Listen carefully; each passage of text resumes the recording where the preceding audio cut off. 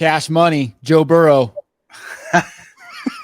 Live from the Bench Clear Media Studios on the fly with, well, we're actually in two completely different parts of the country, but that's right. The wonders of technology. StreamYard Studios. That's right. Rub it in. Tell me how bad the Chiefs were. Mahomes took a dump on himself in the second half. I think it was 21-3, right? Gosh. And I was getting texts from people like, oh, the Chiefs are looking great. And I turned on the game when I got home from the ranch, and it was like, really? It was 21-21 when I got home, and I hadn't listened to it or anything. Julie and I were talking on the way home, and wow, like, okay. And then overtime again. Of course, the Chiefs win the toss again, right? Yeah, it was almost predictable. You're like, oh, here we go again. The funny thing, the crowd after the Chiefs won the toss, like it's like they won the game. Yes. Yeah, I know. It's over. It's over. Yeah, that was hilarious. It was, talk about just taking your foot off the gas and just becoming like almost so cocky that you'd had the game in hand. It was disgusting to me as a Chiefs fan. It's like, and Mahomes was terrible in the second half. I mean, just one of the worst halves of football I've ever seen him play. That last drive where the end of the second half, the end of the first half where they didn't score, it was almost like Andy Reid was being so greedy, like just to really salt on the wound. And a field goal would have been just as devastating. You knew something was going to shift in the second half. It did.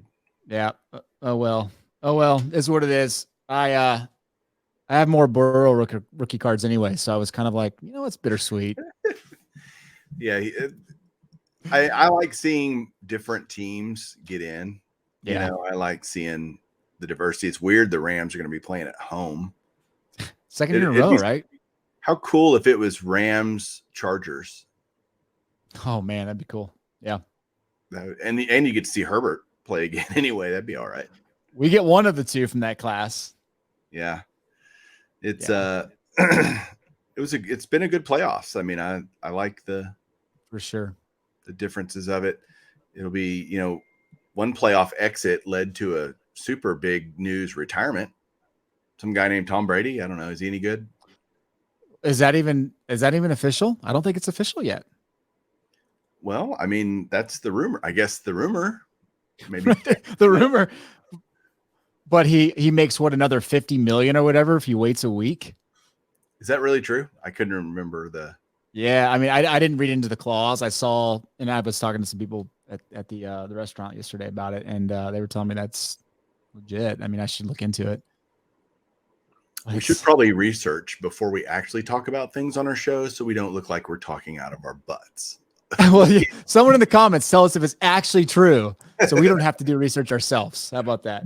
Oh, come on, that's not our. Yeah, but I mean, what do you think Brady's retirement does to his card values? Probably makes him go up. Think so? Yeah. Why? Probably not a lot, though. Yeah. Retirements typically don't have the kind of effect on cards in any sport, really. But he is the GOAT. Yeah. I mean, there's no other. Yeah. You can't throw that term around loosely, but you can use it appropriately with him. Yep, I think you can too. So yeah, I think the velocity of like sales for Brady probably drops a little bit, but I don't think value drops at all, especially for his rookie stuff. Yeah, like his Mosaic 2021 silver is not going to be like super sought after, but rookies aren't. That is true. Doing anything but going up. Well, we have a good topic today. We do. Something I think is fitting for you. We're talking about shrinkage. Don't you know about shrinkage? Hobby shrinkage, guys. Get your mind out of the gutter. We're gonna talk. Couldn't you at least tell her about the shrinkage factor? No, I'm not gonna tell her about your shrinkage. Besides, I think women know about shrinkage. How do women know about shrinkage? Isn't it common knowledge? Oh. There's a lot of consolidation going on. Let's just start with that. There's a news about Star Stock kind of pulling out and saying, hey, we're not taking any raw cards anymore. We've seen, some buyouts happen. There's a lot of, I think we said this offline, the better word is probably consolidation. Is this kind of, I think we expected it, but is this type of consolidation happening for the right reasons? Let's start there. Okay.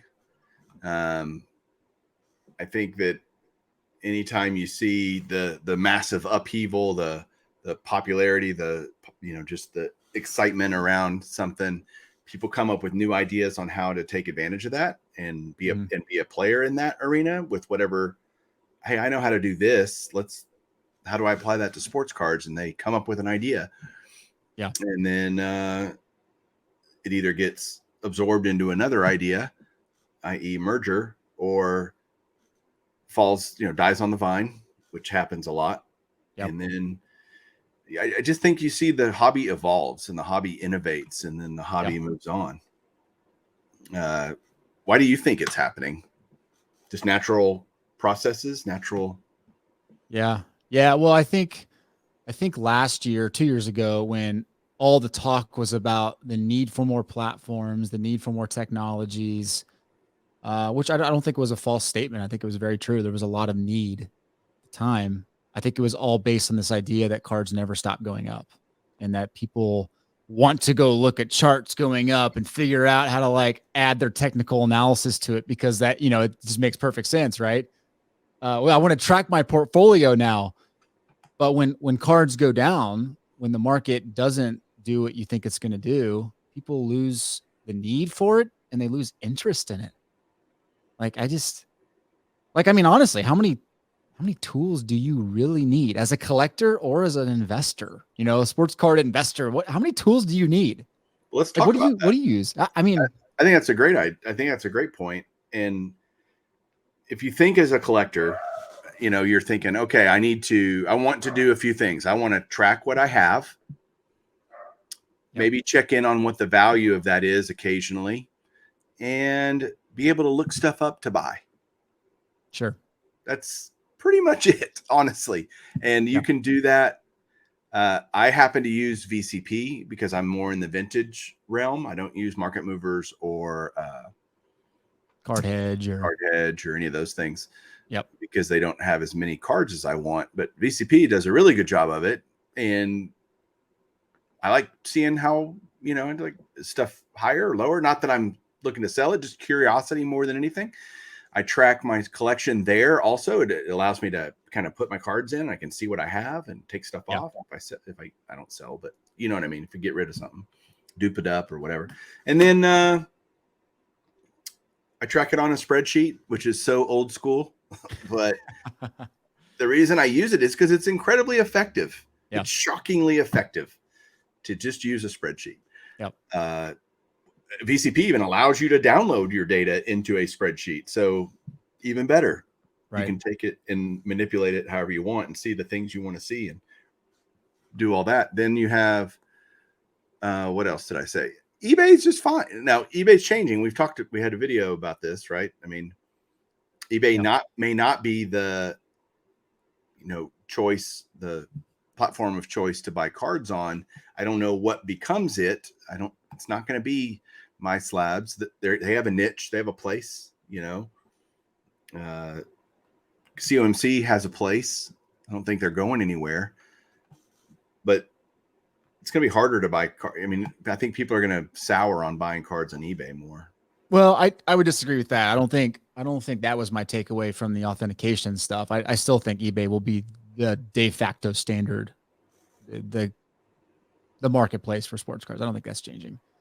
But yeah, you and I both agree. Like as a seller, there was not a lot of good news, at least from the authentication stuff. Well, that's the whole point. If sellers aren't putting cards on there, how can I? I'd love to continue to buy cards on eBay. Yeah. But the reality is I don't want to buy a card that has to go to this other place and then finally get to me at some point. Sure. In the future. That doesn't sound exciting. Right. So anything over, once they get to the 250 threshold. Yep. Yeah. No thanks. Well, we'll leave that for another discussion. But yeah, to your point, I mean, I think about what I use and I sell lots of cards and I collect lots of cards and I'm kind of with you where it's for vintage stuff. I'll use VCP kind of sporadically, but I still am just as effective using eBay and a spreadsheet than I was trying to integrate another platform tool.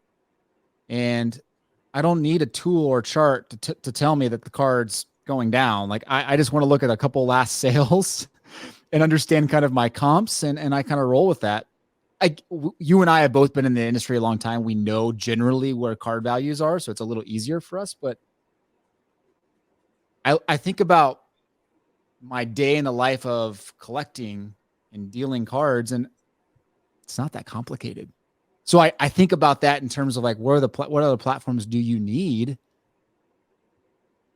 I can see why there's consolidation taking place, especially when you have a lack of focus. Like the fact that StarStock came out and said, hey, the entire premise of why we were formed was to take raw cards, pre-grade them using our internal IP, put them on our marketplace, allow you to trade them. That's all going away.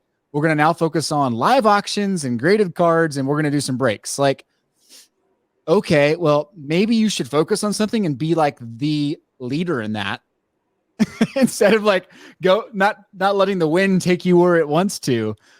That I don't think that works in this type of space now. You have to be laser focused and be the player in that area, that sector. And I think you had so many things pile in to these things, these different areas of the hobby, whether it's pricing or breaking or whatever, that are selling, that it gets so diluted.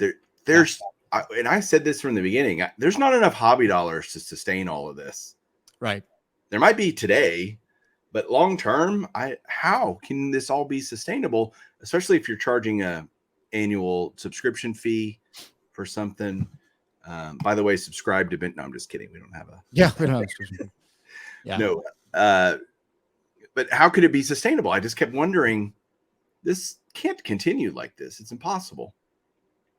And we're seeing that. Like, I would imagine people are having to make choices now about, okay, I might have less hobby dollars. There's less margins in certain things. So what do I cut? And think about your household, right?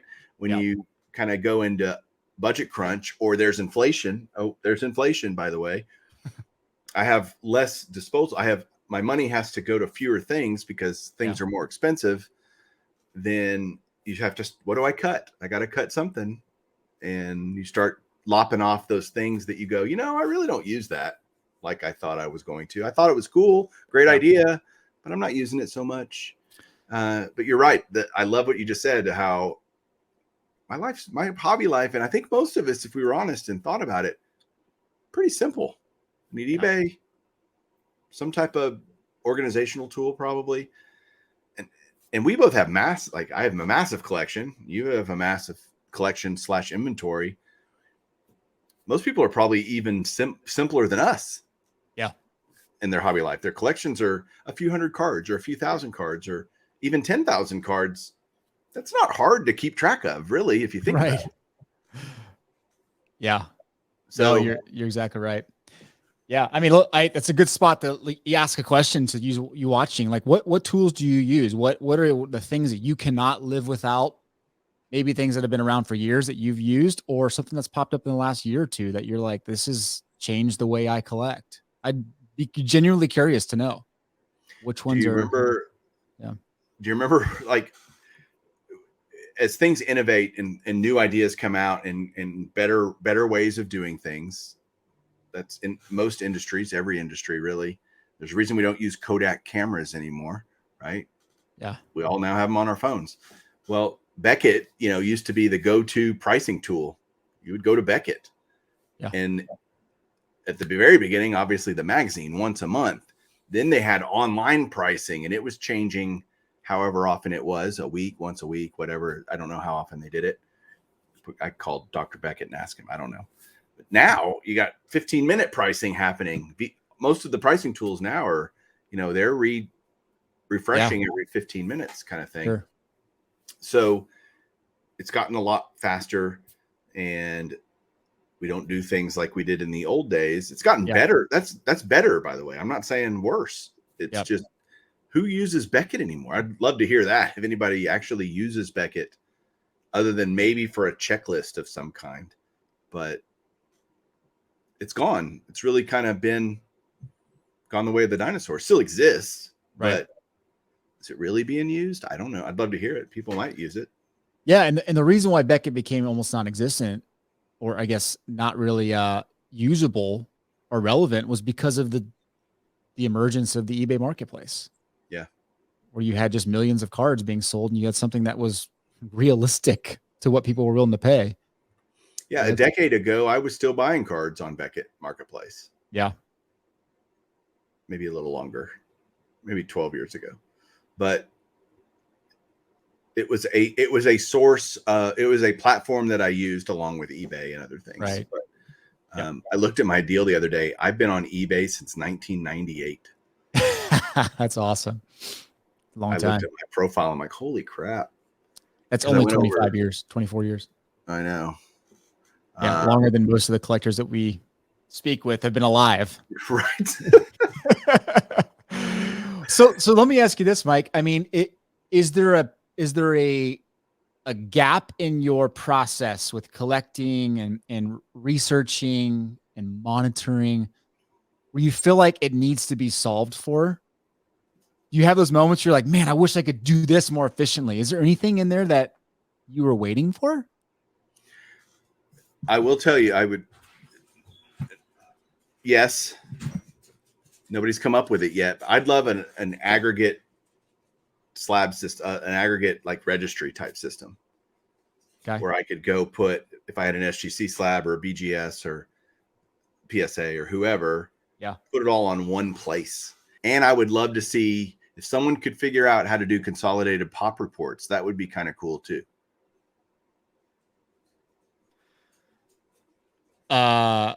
Okay. That's a great idea. Like if you saw how many gem mints of XYZ card or the mint version, and there is some, they're not all grading scales are the same among the different grading companies, but you could go, this is a gem mint card. This is a mint card, near mint, right? You could figure that out relatively easily. And in fact, I've done it. I've actually done it on a few cards, just kind of playing around. Like how hard is this data to go get? And the reality is if you had the right query mechanism, which I do not. Yeah, you can do it. You could do it. And I'd love to, I think that would just be a valuable tool to people. I do too.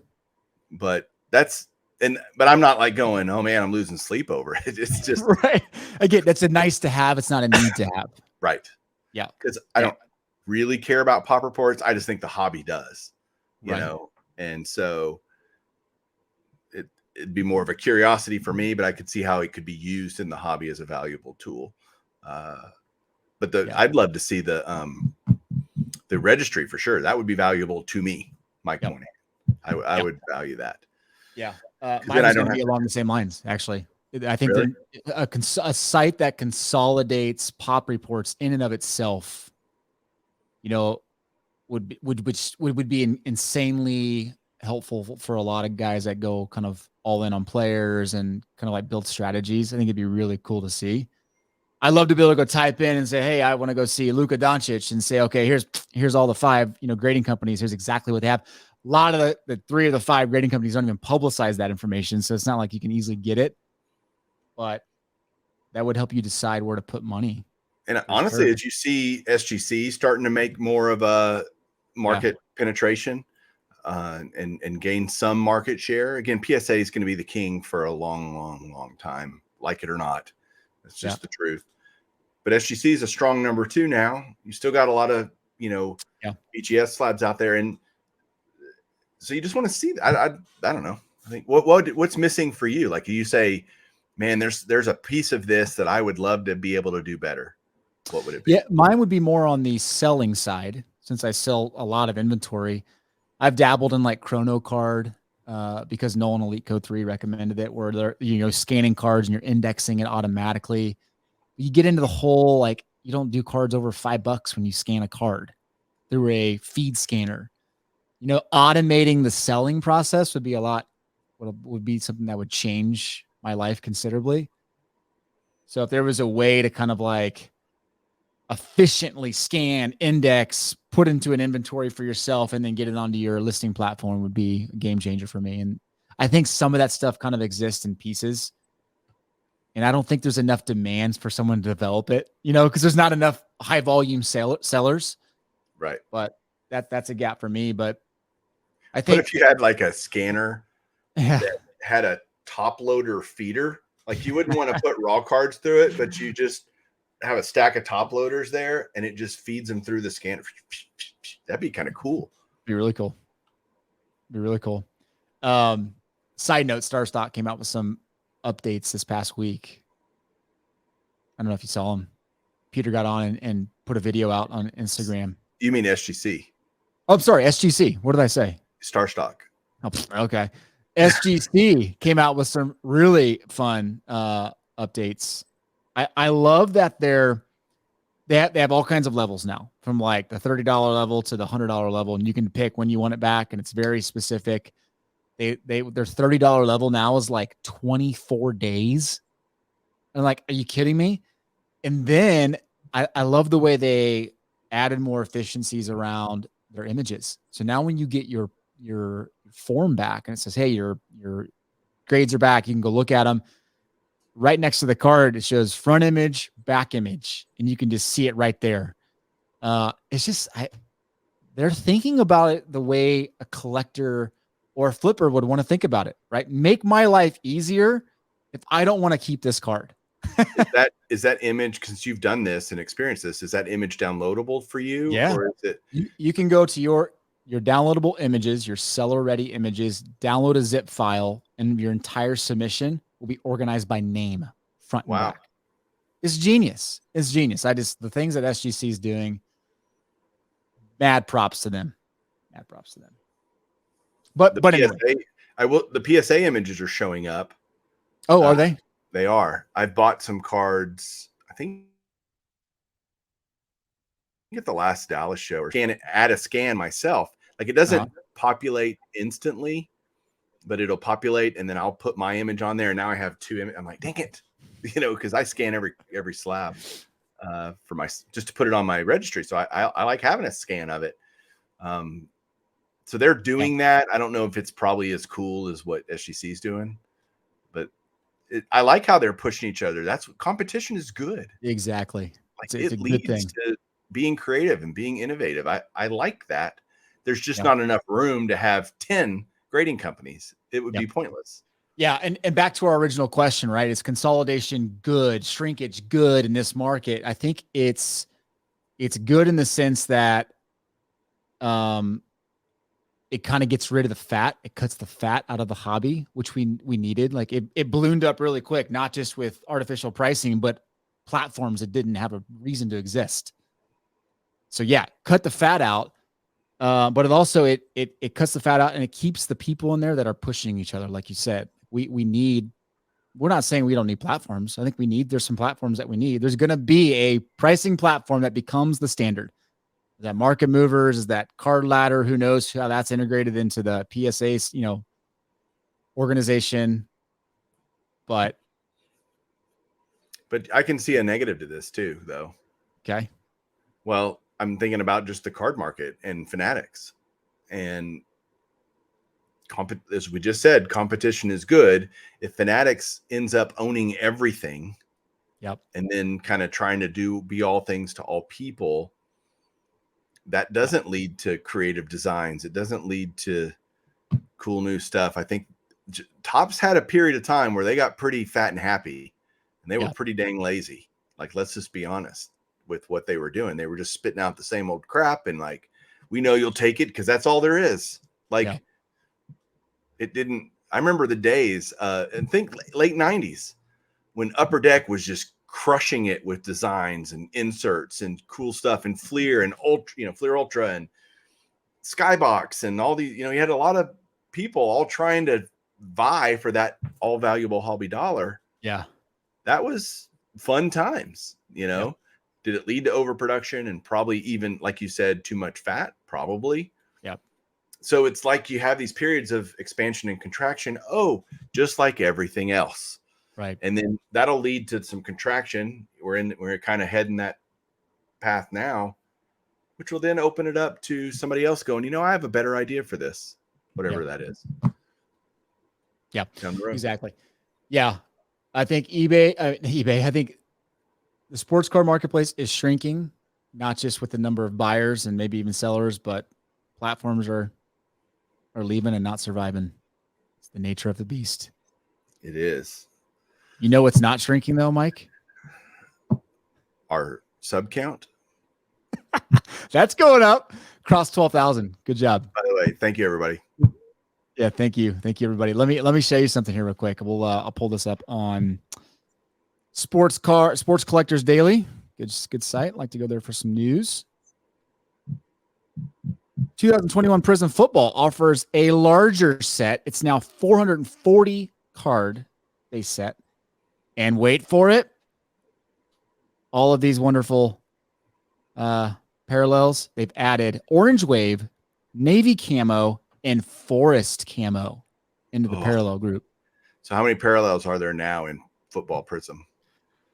Well, like we can count real quick. 1, Like 2, 46? 3, 4, 5, 6, 7, 8, 9, 10, 11, 12, 13, 14, 15. I'm showing 15. Oh, 16, 17 with silver and snakeskin. So you're looking at 17 parallels in Prism on a 440 card base set. Yeah. Well, you know, they add parallels so they can print more. People don't know that. As expected. Just do the math. I don't even want to do the math on this. It sounds scary, but I thought you'd get a kick out of those because I know how much you love forest camo. That's kind of your favorite color. Dude, you weren't supposed to tell people that. That was a private conversation between you and me. And the pants I'm wearing right now are forest camo. Yeah. I would stand up, but I'm actually not wearing any pants. So you wouldn't be able to see it. Forest camo. It's it's camouflaged. Yeah. It's camouflaging the forests down here. Oh gosh, please. We're talking about shrinkage and forest in the same episode, and this is where you take it. And this is a family episode. This is a family show. Yep.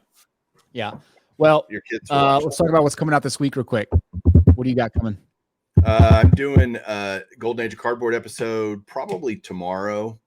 I'm going to be talking about some different projects that I'm hopefully to inspire. Like, I think YouTube should be 3 things. It should either entertain you, inspire you, or educate you. The 3 E's, although inspire doesn't start with E. But hey, I wasn't an English major. I was an economics major. So, but I'm kind of wanting to inspire some people. So I'm going to talk about some projects, some long-term projects that I've been doing, why I like them, where I'm at on them, and kind of encourage people to dabble maybe in the, and it's all vintage stuff, obviously, but it's fun. And you can take parts of it and kind of incorporate it maybe into how you love to collect and all that kind of good stuff. So that'll be that'll be a solo episode. I think I'm going to do it mano y mano. Nice. What about you? What do you got coming out? I got a big data episode coming out this week. Oh, that's exciting. Data. No, but wait, you're going to like this. I've been capturing monthly data, and I'm not going to tell you exactly what I've captured, but all around the grading market. And I'm going to help people understand like the reality of what's happening with the 5 grading companies, the market share, the growth. It's pretty compelling. I actually can't wait to tell people about it. No, what? You don't care? Are you talking there? No, I'm just, of course, I want to watch it. That's cool. Let's ask people right now, who's more interested in your episode or my episode? Oh, thumbs down if you're interested in Mike's. Oh my gosh. Well, hey, that's why we have this channel, so we can do different things that appeal to different people within the hobby, right? That's right. Yes. And that's why you and I get along so good. We're yin and yang, or yin and yang. I'm glad you think we get along. What? Come on. People can tell. That's right. People can tell we're buddies. What else? That's it. I'm opening a box of cards tomorrow on Baseball Collector channel. Oh, cool. I know that's like, sounds like something crazy out of that's very, very new. That's a very original idea. But I don't do it. And so it's kind of funny to watch me do that. So that'll be out tomorrow on Baseball Collector. Nice. Check out Baseball Collector. You're opening the good box too. I know what you're opening, and it's going to be pretty fun. I can't wait to see. Are you doing anything on Breaker Culture? I've been putting together content on how I sell on eBay. Okay. And I haven't released it yet, but it's going to start rolling out on Breaker Culture for those people that like to sell stuff. I'm showing people the ways that I sell. Crazies, people that are crazy. The crazies that like Why to would you sell. sell a card? Why? Yeah. Why? Exactly. I'm just kidding. Well, thanks, man. This was good. Good. On the fly. With Mike and Ty. Have a good week. See you guys. Yes.